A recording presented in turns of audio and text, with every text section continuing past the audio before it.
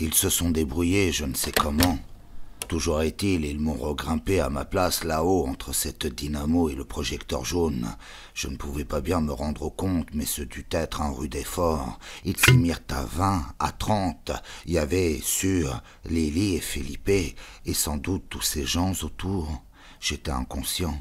Je vous raconterai plus en détail plus tard. Dring! Force est bien de m'interrompre. Vous avez compris, la NRF. Que je réponde. Suspense. Nimier veut me voir. Mais oui, mais bigre, oui, qu'il arrive. 2 ans qu'il doit venir. Exactement.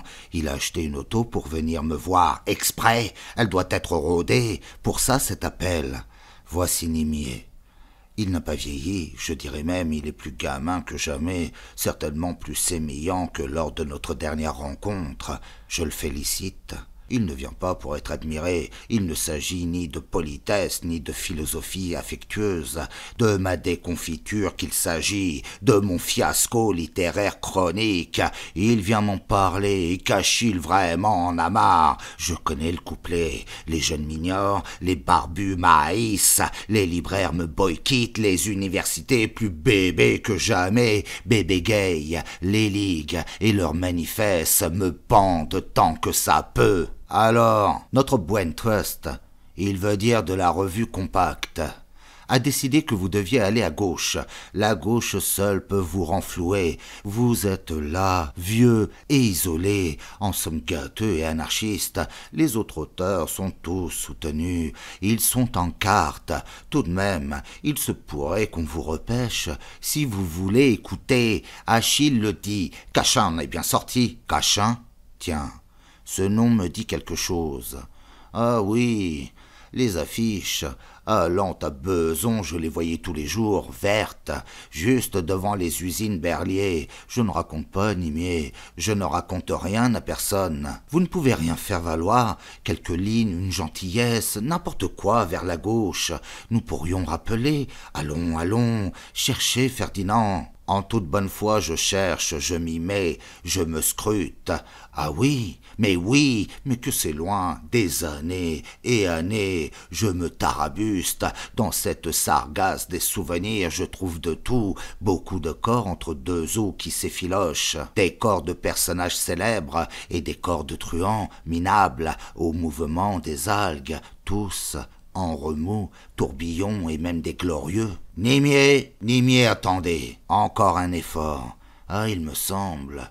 Oui, je crois. Dites, le voyage, 1933. Alors? En russe. Il a été traduit en russe. En russe. Et par qui? Par Madame Elsa Triolet. Elle parlait français. Quelques mots, très peu, mais le très grand Pauvoite Larangon en mit un fort coup. Bravo, mais vous êtes sûr? Et comment? Je les ai vus moi-même, de mes yeux, en plein boulot, traduisant mon ours. Ils occupaient un atelier, vitré. Suis-je assez précis? L'avez-vous, cette traduction? Je l'ai eue. Je ne l'ai plus. Elle est partie avec le reste.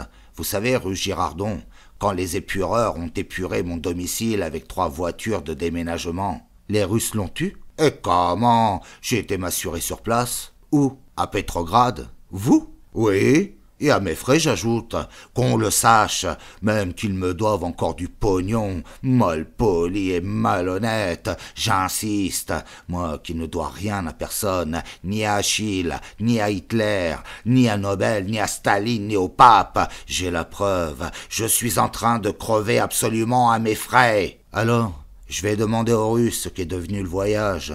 Il doit encore en exister 1, 2 exemplaires là-bas. La Russie, certes, est immense, mais tout de même, s'ils font un petit effort. Mon cher Céline, je vous laisse. La hâte, on m'attend. Ma 15 millième invitation. Je comprends mal. Tout Paris, Céline. Je le laisse partir et dardard, je saute sur une feuille. Une lettre à Madame Triolet. Bien courtoisement, j'ose.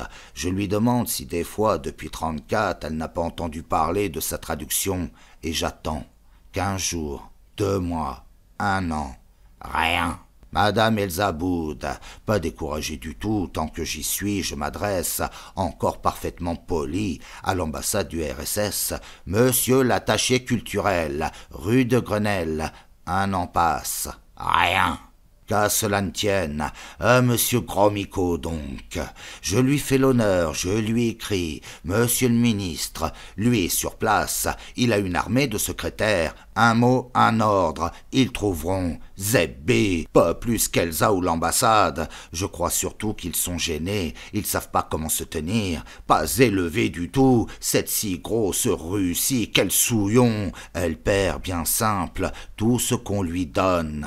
2 ans que je n'ai pas vu Nimier. Allô? Allô? Il me laisse même pas recommencer, lui qui a des choses. Au diable le voyage, Gromyko, Triolet, le reste, de sa voiture qu'il veut me parler, entièrement nouvelle, si belle, en plastique, achetée exprès pour venir me voir. C'est une façon de sortir du temps, des gens et de l'espace, s'acheter des nouvelles voitures. Je veux bien, il s'amuse, mais moi... que je vous retrouve. Vous vous souvenez? Je vous ai pas quitté longtemps. Là, ma tête, la brique, je suis certain. Madame Odile Pomaré? Au fait, est-elle mademoiselle ou madame? Oh, attention, je lui demanderai plus tard.